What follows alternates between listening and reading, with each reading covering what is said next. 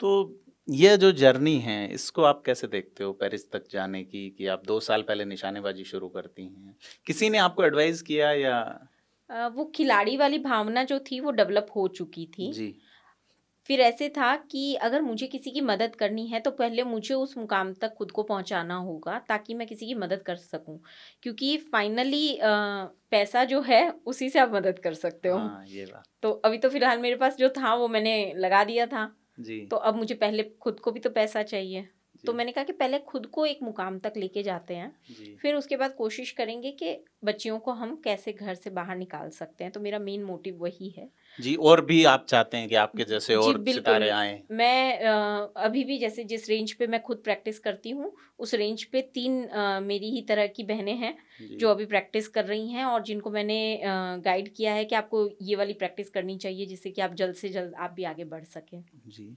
Generally competition बहुत होता है, खिलाड़ियों में यूँ ईर्ष्या टाइप हो जाती है, लेकिन मैंने उनको मेरे ही कैटेगरी की तैयारी करने के लिए कहा है। क्या बात है। जिस कैटेगरी में जो इवेंट मैं खेल रही हूँ, मैंने उन्हें वही तैयारी करने के लिए कहा है और मैंने उन्हें ये भी कहा है कि कोई किसी की किस्मत का कभी नहीं छीन पाएगा। जी, जी, जो मेरी बिल्कुल। मेहनत का है मुझे मिलेगा, जो आपकी मेहनत का है वो आपको मिलेगा। आपको मेहनत करनी चाहिए। उनको उनके जितने भी इक्विपमेंट्स हैं उनके सजेशन देना, उनको व्हीलचेयर बनवानी है या टेबल वगैरह बनवानी है शूटिंग के लिए, वो कहाँ से बनवानी है वो गाइडेंस देना।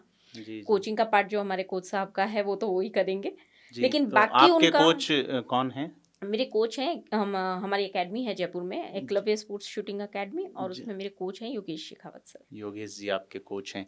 तो आपको यहाँ गवर्नमेंट की जो शूटिंग रेंज है, जैसे जगतपुरा में बताते हैं, तो वहाँ प्रैक्टिस की या आपने एकलव्य में ही की? सर मेरी प्रैक्टिस एकलव्य में ही हुई है। जगतपुरा में जैसे मैं वीक में एक बार या 15 दिन में एक बार 50 मीटर की प्रैक्टिस के लिए जा सकती हूँ, क्योंकि जी, 50 जी। मीटर की जो रेंज है वो जनरली कहीं पे भी प्राइवेट एकेडमीज़ में इनमें नहीं अवेलेबल है अभी। तो मैं 50 मीटर की प्रैक्टिस के लिए वहाँ जाती थी।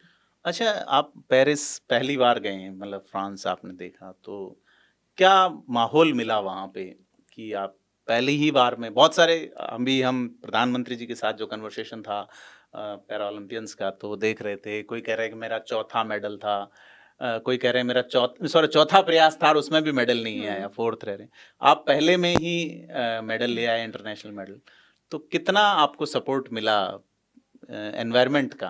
अ, मैं अगर अपने बारे में बताऊँ, ये बात मैंने अभी से पहले किसी से शेयर नहीं की है, जी, मेरे कोच को खाली ये बात पता है। जी। आज मैं सबके सामने इसमें बोल रही हूँ प्लेटफॉर्म पे। 99% मैं मेंटली प्रिपेयर थी कि मैं पहले अटेम्प्ट में मेडल लेकर आऊँगी, क्या बात है। क्योंकि मेरी तैयारी उस लेवल की थी, जी, जी। कॉन्फिडेंस उस लेवल का था, सब कुछ था।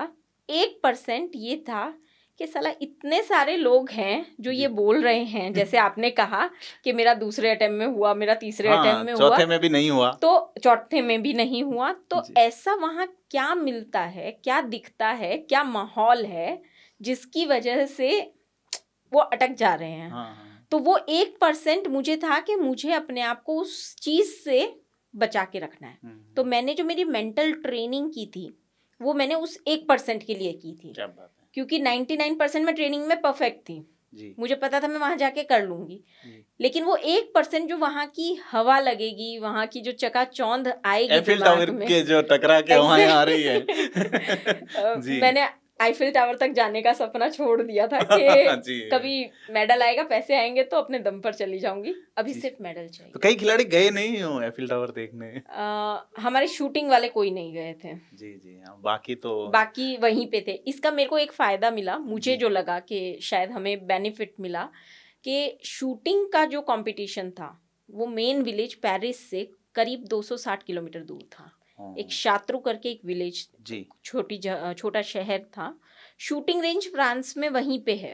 हुँ, एग्ज़ैक्टली शात्रों में। तो हम लोगों को शात्रो में ही एक टेम्पररी विलेज क्रिएट करके वहाँ रखवाया गया था। जी, जी, बिल्कुल। तो हम मेन विलेज से दूर थे, तो शायद इसलिए उस चकाचौंध से दूर थे, और हाँ, शायद इसलिए वो 1% जो मेरा डर था, वो मुझ पे हावी नहीं हुआ। जी।